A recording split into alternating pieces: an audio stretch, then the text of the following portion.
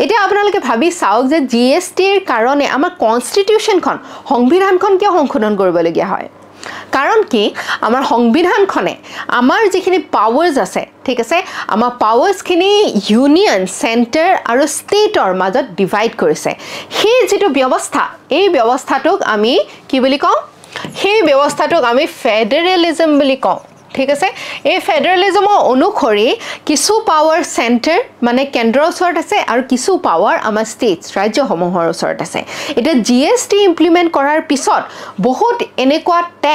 টেক্সও এতিয়া সেইদৰে ফেডাৰেলিজমৰ অনুসৰি যেহেতু পাৱাৰটো ডিভাইড হৈ যায় সেই পাৱাৰ ডিভাইডৰ অনুসৰি ট্যাক্স কালেক্ট কৰা যেটো পাৱাৰ আছে সেই ট্যাক্স কালেক্ট কৰা বা কৰ সংগ্ৰহ কৰা যেটো পাৱাৰ আছে অধিকাৰ আছে সেইটো ডিভাইড হৈ যায় ঠিক আছে তাৰমানে ৰাজ্য চৰকাৰৰ নিজৰ খৰচৰ কাৰণে নিজৰ ৰেভিনিউ নিজে কালেক্ট কৰিব পাৰে যেনেকৈ এক্সাইজ ষ্টেট জিএসটি তাৰ আগতে সেলছ ট্যাক্স আছিল হয়নে যেটা আপোনালোকে এপিএসসি পাস কৰিছিলে আগতে আপোনালোকে সেলছ ট্যাক্সত আপোনালোকে মানে নিযুক্তি লাভ কৰিছিল কিন্তু জিএসটি অহাৰ পিছত এতিয়া আপোনালোকৰ হে নমেনক্লেচাৰটো নামাকৰণটো বদলি হৈ গৈছে ঠিক আছে সো এই পাৱাৰটো ফেডাৰেলিজমৰ পাৱাৰটো আমাৰ সংবিধানখনে আমাৰ দুই পক্ষকে দিছে সেন্টাৰত কেন্দ্ৰীয়ক দিছে আৰু